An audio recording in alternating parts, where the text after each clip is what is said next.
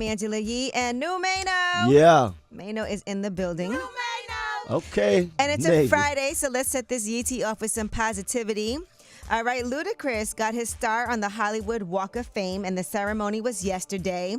So you can see he was joined by his family as well as supporters like LL Cool J, Queen Latifah, Vin Diesel, and Tyrese. And congratulations to him. Here's what he had to say at the ceremony. Last but not least, who's been on this journey with me since day one, besides my mother and my godmothers? My management, Ebony Sun Management, Shaka Zulu and Jeff Dixon are here today.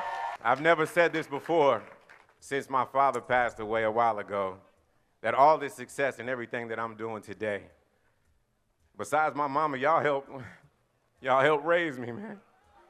They both the fathers that I never had. And we've been rocking for 23 years straight, never had a contract. That's loyalty. Ooh, that was nice. And it was nice that he also got very emotional when his oldest daughter, because his, I guess 4 daughters, he's a girl dad for sure. She was there, Karma, and she actually also was going to share some thoughts, and he got super emotional when that happened. And here's what else he had to say while he was getting his star. This means that I've made my mark. That's how I feel. My own personal history being documented. And to be amongst these names is just amazing to me. I went from being a young man with a dream to having my name cemented in one of the most visited places on earth. So getting a star is a statement. But be clear about this statement. The even bigger statement to me is that we are all interconnected. And I am a culmination of the people who showed up for me today, believing in me and pushing me to inspire me. I'm a reflection of you. Oh, that is so nice. I like that. And the fact that it meant so much to him. People always be acting like these honors and things, oh, you know, I just do the work. But it's so nice when you can get acknowledged and be in some, you know, whoever would think like he started off doing radio, you would have a star on the Hollywood Walk of Fame. Yeah, that's major. That is major. All right, now some other positivity. Shaquille O'Neal and Kareem Abdul-Jabbar. They finally buried the hatchet. I think they spoke in February for the first. They spoke in February for the first time, but that wasn't physically. That was briefly over Zoom. Okay, and how does all this beef start? Like with almost 30 years of them. Yeah, from my understanding, when Shaq was back in LSU, when he was in college, they had brought Kareem on to be kind of like a mentor for him, and he was like kind of like trying to school him on certain things, you know.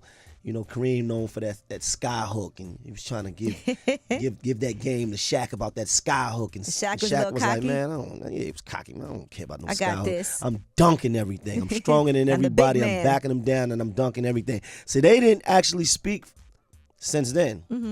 And Kareem, I guess he just felt like, you know what?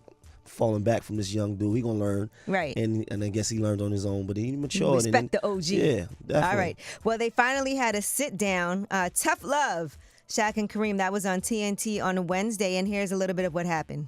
I owe you an apology. I think it was 4 years ago. We were walking down the hall at the Final Four. I thought that you didn't like me, but you explained to me the story on how that all unfolded when you came to work with me at LSU, and then my father had made some crazy comments. Yeah, your father said that forget that hook shot, you just dunk everything. I couldn't teach you if you were going to do that or take that approach. I was frustrated because I wanted a closer relationship with you. The fact that you wouldn't look at me, you wouldn't talk to me, that just motivated me. Wow. We might have to organize a sit down with you and somebody who you don't get along with. The list that just keeps growing. No, we need to do one. Because look, you could be thankful. Shaq said he's really thankful that this conversation happened. If I showed you any disrespect, I apologize, because I wasn't raised like that. And you were out there in the middle of the trenches, battling, man. You showed everybody that you could grow and mature, and that's why the success came. I'm 50 years old now. I've been waiting for this day since 18 years old. Just to have a conversation. You cursed me out, you bullied me, you beat me around, but just to talk to you. We've never talked this long. Ooh. Who can we organize you with? Let me see. I mean, look, you and Jim Jones used to have issues, and y'all squashed it. Yeah, I mean, and did a whole project. You know, but the thing, we didn't know each other, and you know, sometimes when you meet somebody, you don't like them for all the wrong reasons. You think you don't like them.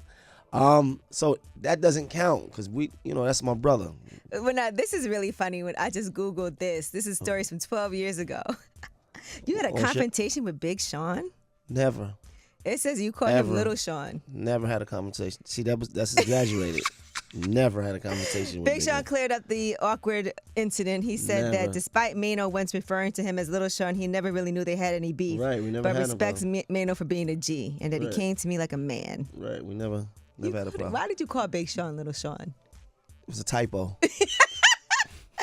right, well, we're going to organize one of these because I want to be able to sit up here on Way Up With You and be like, for 15 years, Mano didn't speak to X, Y, and Z, and he finally had to sit down. All right, well, it is a Friday, so let's discuss some new music. Yeah. We'll tell you what's out today. We'll give you some previews so you know what you need to be listening to this weekend. It's Way Up with Angela Yee.